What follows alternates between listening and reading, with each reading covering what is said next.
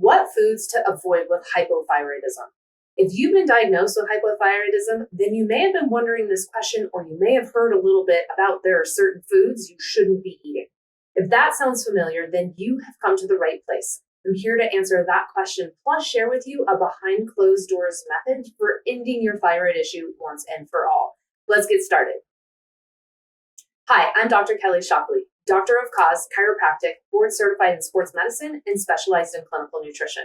In this video, we're going to go over the number one biggest lie you've been told your entire life when it comes to food. This is a critical one for improving thyroid function. Then we'll cover the most common mistakes you're unknowingly making because you've been taught that these foods are incredibly healthy for you. And then finally, I am going to be sharing with you that behind closed doors method for ending thyroid problems once and for all. Let's get started. And what is the number one biggest lie you've been taught about food? This has to do with our saturated and, just good fats and cholesterol. Now, there's a lot more information starting to come out and more people are beginning to have a bit of appreciation on this, but I can't tell you how many times I have these conversations with my patients, and my patients are still concerned about fat clogging arteries and that cholesterol is bad. It's going to lead to heart attacks. So I need to share with you the importance of these two different types of nutrients. The first thing to know is that in order for hormone production to be normal, which your thyroid, when they're measuring, is it functioning properly, they're looking at hormone levels, right? So in order to have hormones be balanced, one of the things that's critically important is you have to have the building blocks in your body in order to produce hormones. Well, guess what your hormones are made out of? They're made out of fats and cholesterol. Now, let me clear the air about what is this misnomer about cholesterol and fat. Okay? We learned that bad fats, of course, are bad for us, but there are healthy good fats that are incredibly important for many aspects of our overall health and well-being, not just hormone balance. Okay?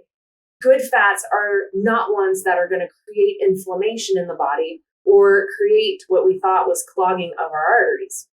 What we've learned about all of this and how it relates to the cardiovascular system is that cholesterol is not the best predictor for a heart attack or for stroke. In fact, 50%, and it may even be more than 50% of people who have heart attacks have normal cholesterol levels. So what is it that we're learning over the last handful of years that gives us more information? Or why do people end up suffering from these experiences? It comes down to inflammation. Inflammation within that system is part of what sets up the stage for a heart attack or stroke. So here we are.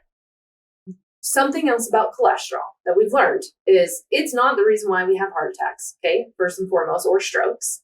And if we cut it out of our diet, because it's incredibly essential for our life, our body produces it on its own, right? Every single cell in the body has cholesterol in it. So it's not just your hormones that are being made from this substance. Your brain is 20% cholesterol. So if you get rid of all the cholesterol in the body, life's not going to be looking too good. You'll have all kinds of hormone imbalances, but you probably won't even care because your brain won't be working correctly. Your memory will be bad. You'll have brain fog, all kinds of different challenges with mood stabilization, focus, concentration, you name it. Okay. So cholesterol is not bad. They have come out and said you can eat the egg yolk. It's fine. It's not really going to change that. And really, the egg yolk is where all the nutrients are at, all the goodness of the egg that you need. They're a powerhouse source of food for us. So eat the whole egg. Eat your cholesterol. It's not going to change your cholesterol levels, okay? And then you need to eat healthy fats. The healthy good fats that are out there, like your coconut oil, your grass-fed butter, avocado oil, or extra virgin olive oil, actually help reduce inflammation, which is what we were just talking about. That actually sets you up for potential risk of heart attack or stroke, okay? You need to make sure you're getting these into your system so that you have the building blocks for your hormones to even be produced. Now, did you believe those lies about fat and cholesterol too? I'm super curious to hear from you, so just drop your comments, your responses down in the comments for me. I do read every single one. I love when you guys engage, so drop those comments down below. All right, number 2, what is the most common mistake you're unknowingly making because you've been taught that these foods are healthy for you?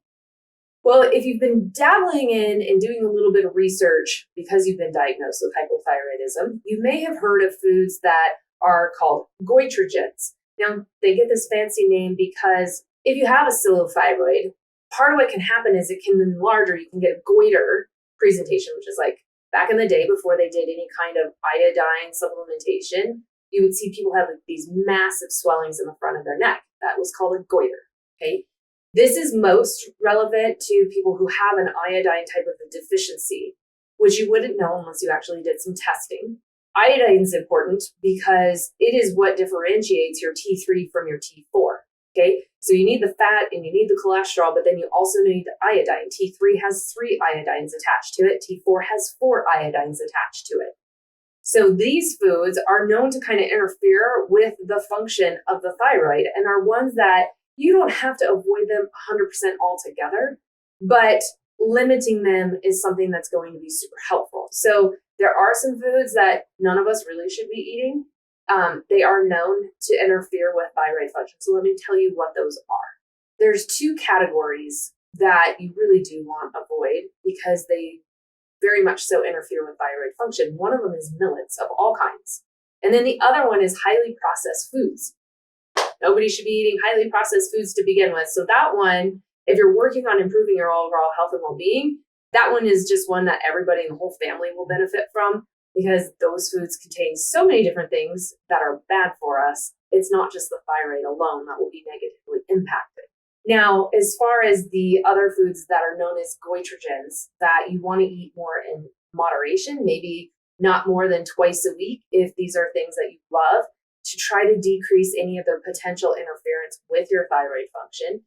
Those known foods are, as far as vegetables go, it's your cabbage, your kohlrabi, asparagus. As far as vegetables go, it's more of those cruciferous guys. So your broccoli, your cabbage, your cauliflower, asparagus isn't really a cruciferous, but they're all in that same category. So that would also mean sauerkraut because of the cabbage.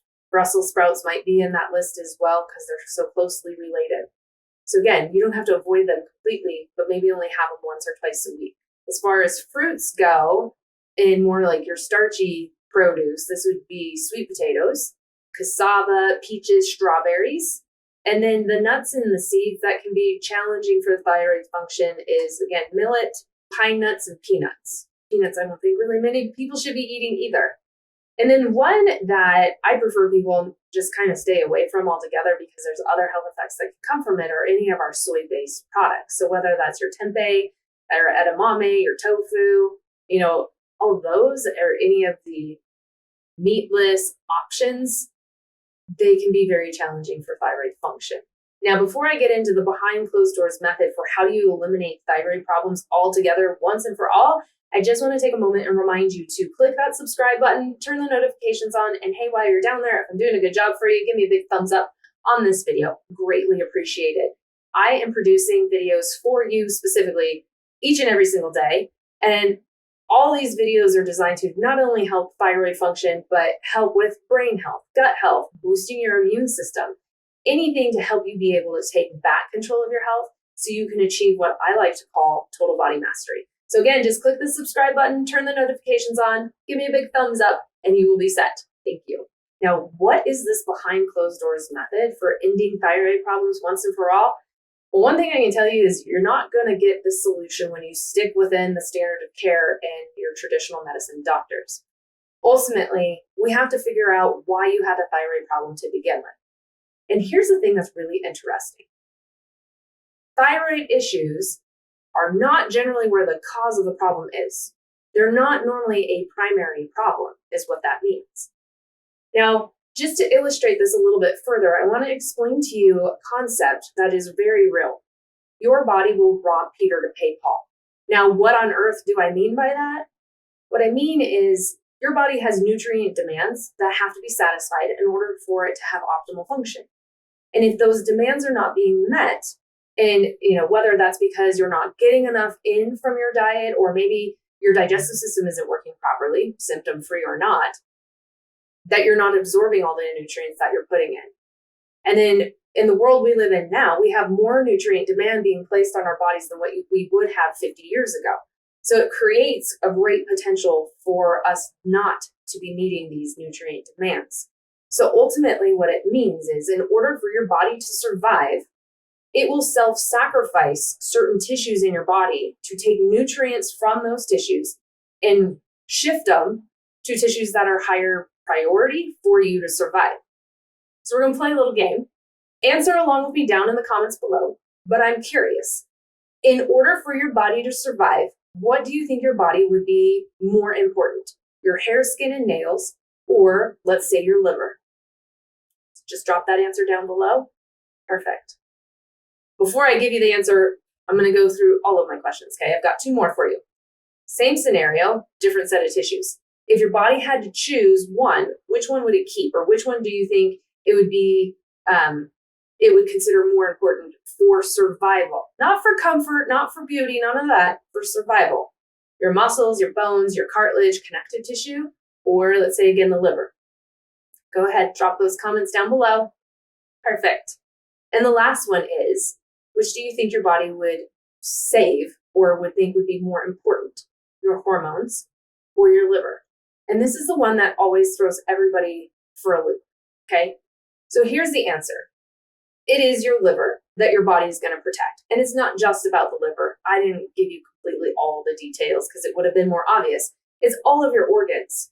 If your organs' needs are not being met, then your body will sacrifice your skin, your hair, your nails, your bone, your muscles, your cartilage, your connective tissue, and your hormones.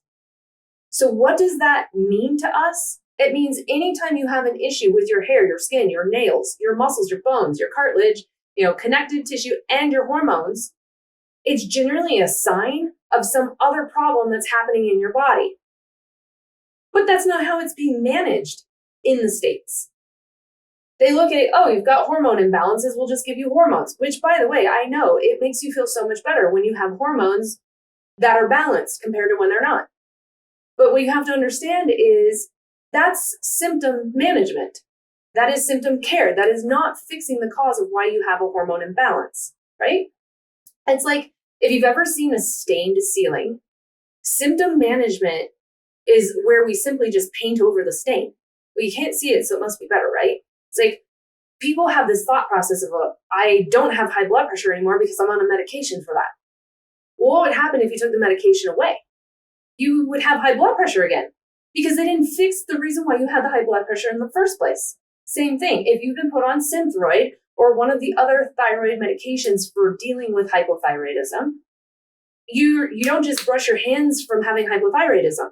If you took away the medication, all of the symptoms in that would come back, right? And sometimes the symptoms aren't even completely gone with taking the medication. The medication is managing your symptom, which is not the same thing as actually getting to the root cause of why was your thyroid running slow to begin with. And the only way to do that is to be able to look at you as a whole, which is not how traditional medicine is done in the States. The standard of care has compartmentalized everything. So when you have a hormone problem, you got to see the endocrinologist. When you have a heart problem, you go see the cardiologist. When you have a joint issue, see the rheumatologist or maybe the orthopedist, right? If you have a gut issue, you go see the gastroenterologist, and so on and so forth. And the way it's designed is that they're not allowed to look at all of you. They're only allowed to evaluate what they can within the system of why you came to see them. So when you go to the endocrinologist, they're not allowed to look at all the other functions of every single other organ system in your body, because that's how the standard of care works. All they're ever doing is symptom managing, and you end up being passed from one specialist to the next and on more medication and never fully resolving your issues. Does that make sense? Is that kind of like light bulb moments for some people? So here's the thing. I can share with you how to actually figure out the cause of your thyroid problem. And once you find and treat the cause, your thyroid will start to function along normal again. So the way that you do this is you're going to go down to this description right below this video, because we're not going to delve into all of that in this video, okay? In the description below this video, click on it so it expands. Look for the 5-day health challenge. And no, it doesn't take you 5 days, but I broke up the information to explain how exactly you'll figure out what's caused your thyroid problem over 5 videos, okay? Click on that, sign up for it. They will share with you exactly the framework for how you figure this out. This is what I've used with my patients for years and have had success after success after success. So don't forget to click on that, sign yourself up. And I can't wait to see you on the challenge in a future episode. I hope today was insightful and gave you some aha moments and is going to help you like further down this path of taking back control of your health. I'll see you on a future episode. God bless.